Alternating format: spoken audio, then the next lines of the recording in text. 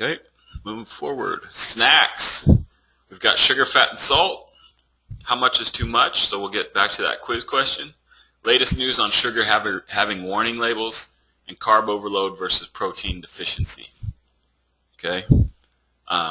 Hopefully this will be the stuff that Chelsea's helped a lot of you with Your Best Body. Seattle, Chelsea Bobchek's been our nutritionist that's supporting us on this challenge.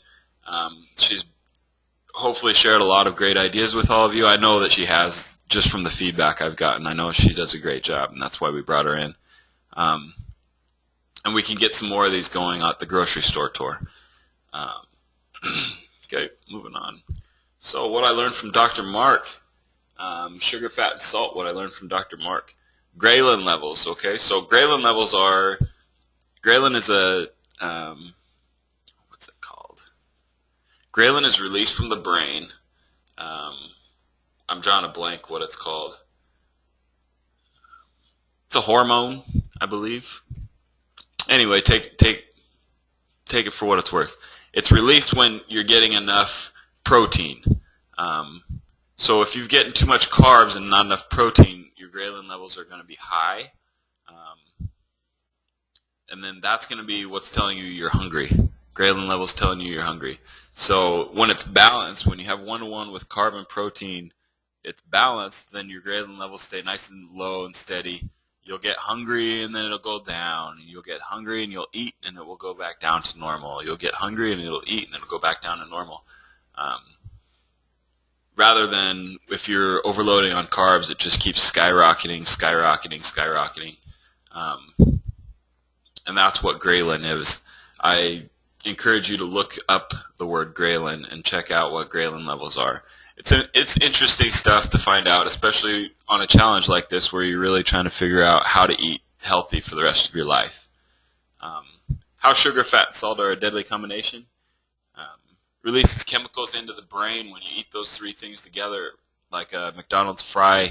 It's pretty undeniable. Your brain attracts it like a cocaine addiction or some other kind of addiction that you just can't say no. If you would like an example of this, I always bring up when somebody goes and buys McDonald's and you're sitting there in the drive-thru and you can't even drive off without hitting a fry, without taking a fry to the mouth. You can't even pass the bag without eating somebody's fries. It's that, oh, I've got to have it. You can smell it. It's hot. You know what's coming, the sugar, fat, and salt. And then as soon as you have one, you've got to have more. Maybe you haven't even finished the one that's in your mouth before you're reaching for the next one to make sure that that's full. That's an example of how it's a chemical issue. That's how it's a deadly combination. You better believe that the scientists know very well how strong that, how powerful that addiction is, and they're doing their best to maximize that so that they can sell more food. And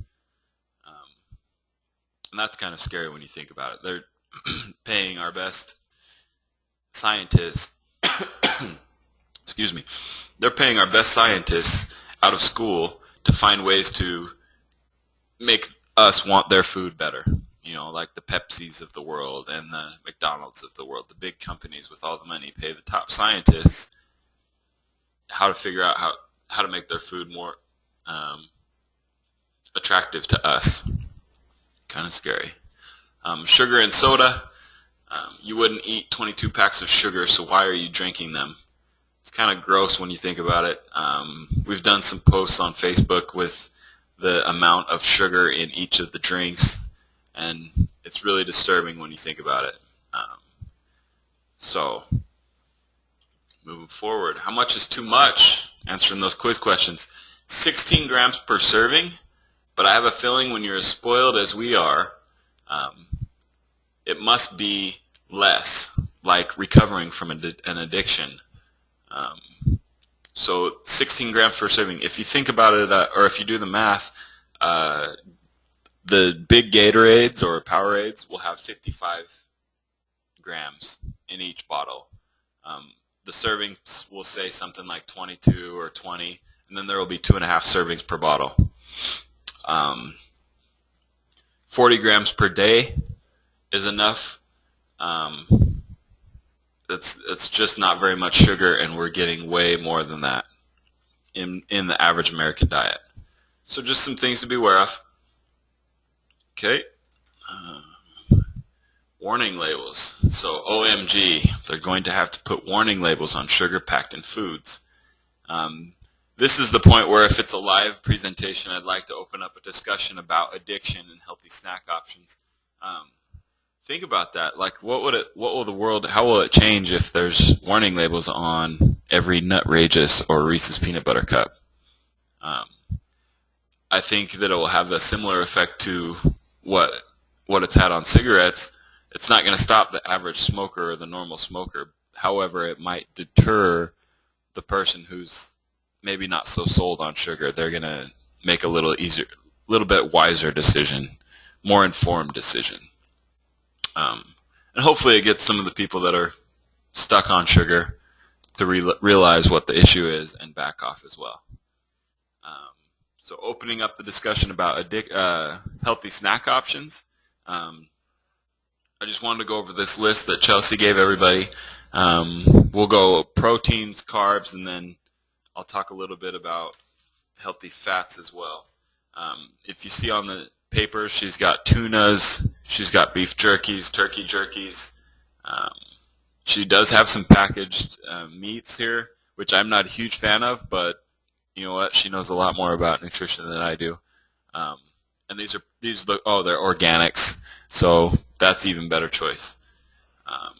You've got the grilled chicken breast strips from Foster Farms. I'm always careful when I buy frozen foods not to get like the rib meat. I only like to eat the white breast meat, so that's something to be aware of as well. There's a little bit more fat in the dark meats of chicken breasts. Turkey meatballs, frozen. The turkey burgers, lean with white meat. Tilapia loins, the sockeye salmon, all those are the frozen proteins. And then some dairy proteins are the Gobani Greek yogurt. Yes, there are other brands. However, I have not found one that beats Gobani as far as the ratio of carbs to proteins. She's got the Dairy Gold cottage cheese. She's got the light string cheese, the Baby Bells, the little cheese balls, cheese wheels. Then for carb list, she's got Dave's Killer Bread. I know that the best place around here to buy Dave's Killer Bread is at Costco. They've got a little bit better deal than any of the other grocery stores. She's got those sandwich thins. Those are awesome. I like making a nice tuna sandwich, little tuna melt on one of those sandwich thins. Then there's the tortillas have really come a long ways too. You can find tortillas high in fiber, and that's a good carb, so that's a negative carb. So it's not going to be so dramatic to eat that and have not that perfect 1-to-1 ratio, because most of the carbs are going to come from fiber. But you do have to search. So we'll take a good look at that at the grocery store as well.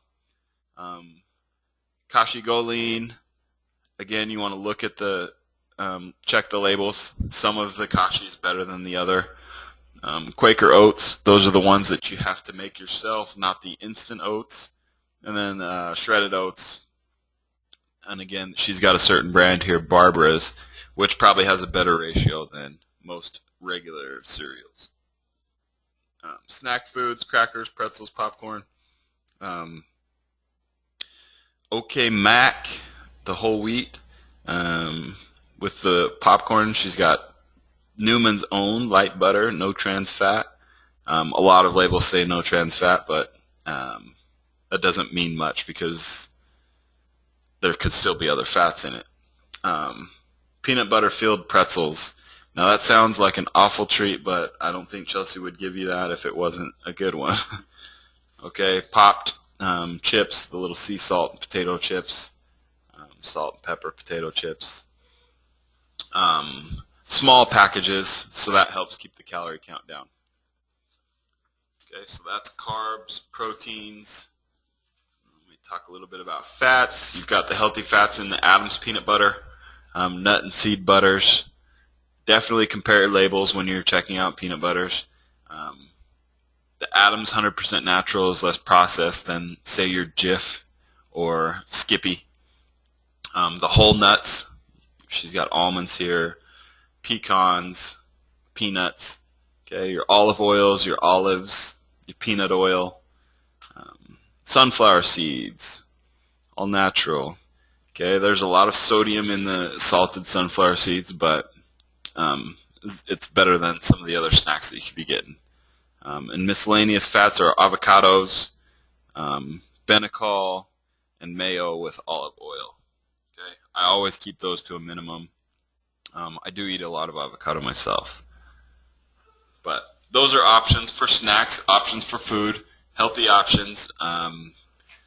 So a lot of people come to me with breakfast. They're like, I don't eat breakfast, and it's hard for me to eat breakfast. I don't know what to eat in the morning. I don't have time to eat in the morning. One thing to do, what I always say is, well, you can prepare it the night before. So that would mean hard-boiled some eggs. That might mean preparing your tuna so that you can eat it with your toast in the morning, or one thing that I like to take is one of those wheat thins, or not wheat thins, but like the thin sandwich buns, and put a fried egg and a tomato and avocado, and just pepper it a little bit for some flavoring, and that's an awesome breakfast. 2 of those, and I'm good to go till my snack time. And then you've also always got the meal replacement shakes from Advocare are awesome. There are other brands that are good as well. But if you're in a pinch and you need to figure out what to do for breakfast, those are great options, and there's no reason you can't do that. Okay? So that's the open discussion about addiction and healthy snack options. We don't want to just take our bad snacks away. I don't want to just say stop eating Snickers, but I do want to replace them with, okay, stop eating nothing for breakfast, start eating this little egg sandwich, or stop eating, like your Burger King, and start eating a meal replacement shake, or having a go-to snack like a Tuna Creations or something like that. Always having a go-to. So this is another quiz question. What's a go-to? Go-to just means what is the healthiest option. If you find yourself in a pinch where you've neglected to prepare properly, what is your one thing that you like that's healthy, that's somewhat healthy, even the healthiest option that you can find at the time? So maybe it's, I eat Subway sometimes, maybe, but maybe for you it would be, okay, I know I can go get a Subway sandwich on wheat bread, low fat, low calorie, and that can be my go-to. Rather than finding yourself in the drive-thru at Jack in the Box and ordering, 2 Jumbo Jacks and some curly fries, or I don't know what you would eat, but I know I'm much better off going to my go-to than if I just can't even think straight without eating, and I find myself in a drive-thru like Burger King or Jack in the Box. Waiting till it's too late is usually the reason that I find myself in that predicament. Keeping tuna packs, raw nuts, raw veggies, and low-fat cheese sticks. You'll always find those are easy things to keep around, easy things to have, and they can carry you over until you get to where have something prepared.